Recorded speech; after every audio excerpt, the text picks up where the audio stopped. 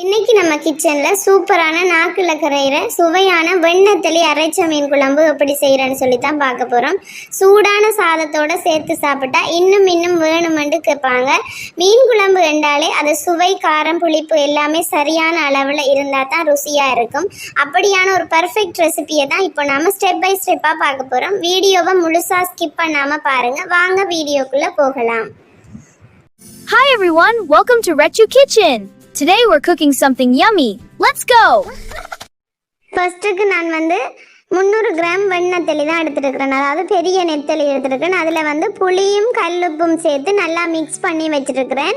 இது ஒரு டிப்ஸ் தான். நீங்கள் லேட்டாக சமைக்கிறீங்கன்னு சொன்னால் இப்படி மிக்ஸ் பண்ணி வச்சிங்கன்னா பழுதாக போகாமல் இருக்கும். அதே மாதிரி நான் சின்ன சைஸ் தக்காளி பழம் 2, 3 பச்சை மிளகாய், ஒரு வெங்காயம் எடுத்துருக்கிறேன். அதே மாதிரி 10 இருந்து ஒரு 15 காஞ்ச மிளகாய், மல்லி ஒரு கொஞ்சமாக, ஒரு 5 இருந்து 6 வெள்ளைப்பூடு எடுத்துருக்கிறேன். ஃபர்ஸ்ட்டுக்கு நான் இந்த தக்காளி பழம், வெங்காயம் எல்லாத்தையுமே கட் பண்ணிக்கொள்கிறேன்.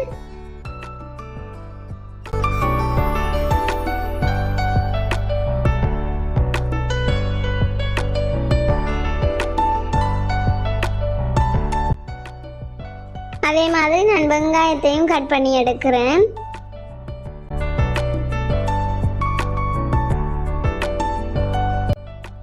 அதோட நான் அந்த 3 பச்சை மிளகாவையும் கட் பண்ணி எடுக்கிறேன். நான் பச்சை மிளகாய் குறைவாக தான் போடுறேன். என்ற காரத்துக்கு செத்தல் சேர்க்கிறபடியாக பச்சை மிளகாவை கொஞ்சமாகவே போட்டுக்கொள்ளுங்க.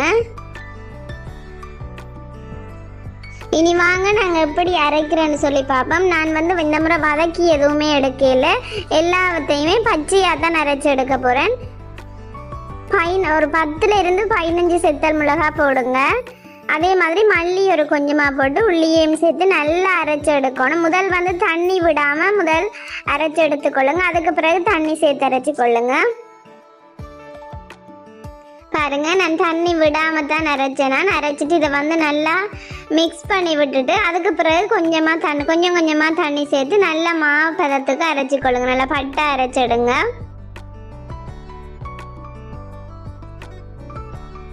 தண்ணி கொஞ்சம் கொஞ்சமாக சேர்த்துக்கொள்ளுங்க.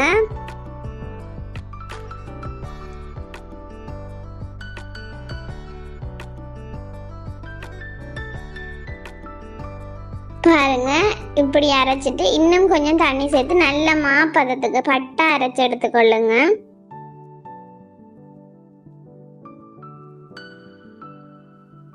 இதே மாதிரி அரைச்சிடுங்க. ஓகே, அதுக்கு பிறகு ஒரு சட்டி அடுப்பில் வச்சுட்டு இனி வாங்க இப்படி மீன் குழம்பு செய்கிறேன்னு சொல்லி பார்ப்போம். சட்டி காஞ்சதும் கொஞ்சமாக எண்ணெய் சேர்த்துக்கொள்ளுங்க.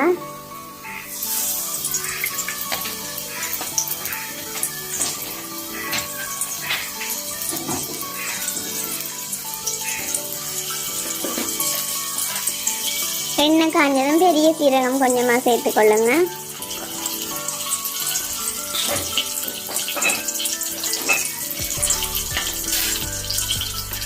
அதோட வெந்தயம் கொஞ்சமாக சேர்த்துக்கொள்ளுங்க.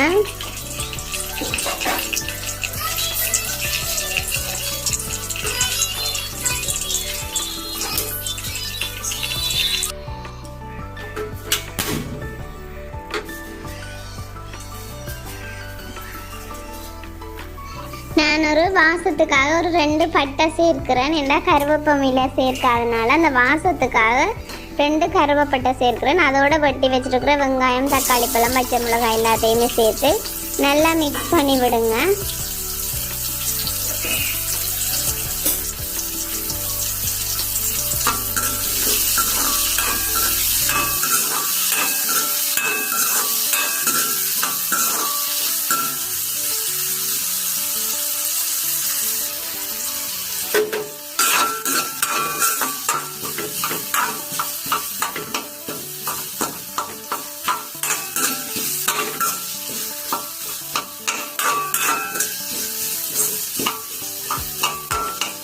தக்காளி பழம் எல்லாம் நல்லா வதங்கி வரணும்.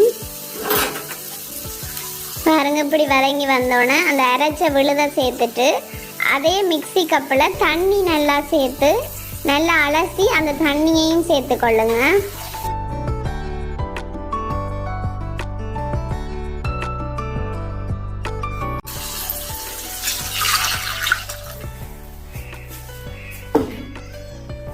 அதை நல்லா மிக்ஸ் பண்ணி விடுங்க.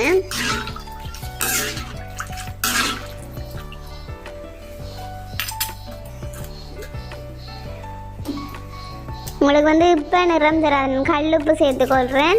இப்போ வந்து உங்களுக்கு சேர்த்த விடனே அந்த நிறம் வராது, நல்லா கொதித்து வரும்போது தான் நிறம் வரும். அந்த டைமில் உங்களுக்கு மிளகாத்தூள் காணாண்டு சேர்த்துக்கொள்ளுங்க. நான் சேர்க்கையில் ஃபர்ஸ்ட்டுக்கு வந்து புளி கொஞ்சமாக சேர்க்கிறேன். நான் ஆல்ரெடி நெத்தலி கழுவி வைக்கும்போது புளியில் தான் ஊற விட்டுருந்தேன், புளியும் கல்லுப்பும் சேர்த்து ஊற விட்டுருந்தேன். அதனால் நான் வந்து ஒரு 3-4 விதை எடுத்து அந்த புளி ஊற வச்சு அந்த தண்ணியை சேர்த்துக்கொள்கிறேன். அதே மாதிரி பாருங்கள், இதே மாதிரி நல்லா தளண்டு கொதிச்சு வரும். கொதிச்சு வரும்போதே உங்களுக்கு வந்து அந்த அரைச்ச கூட்டுட வாசம் அப்படியே சூப்பராக இருக்கும், வீடே கமகமண்டு மணக்கும். இந்த டைமில் வந்து நான் அந்த வெண்ணெத்தலியை சேர்த்துக்கொள்கிறேன். இது வந்து நெத்தலியில் பெரிய நெத்தலி, சூப்பராக இருக்கும். அதோட வந்து பிள்ளைகளுக்கு வந்து ஹெல்த்தியான உண்டு. அதே மாதிரி குழந்தை கிடைச்சவங்களுக்கெல்லாம் இது ரொம்பவே ஆரோக்கியமான ஹெல்த்தியான ஒரு ரெசிபி. கண்டிப்பாக ட்ரை பண்ணி பாருங்கள். சூப்பரான ஒரு அரைத்த வெண்ணெத்தலி குழம்பு. ட்ரை பண்ணி பார்த்துட்டு எப்படி இருக்குன்னு சொல்லுங்கள். நான் அந்த நெத்தலி வெட்டும்போது பெரிய நெத்தலியில் 2-3 சின்ன குட்டி சின்ன முட்டையும் இருந்தது, அதையும் சேர்த்துக்கொள்கிறேன்.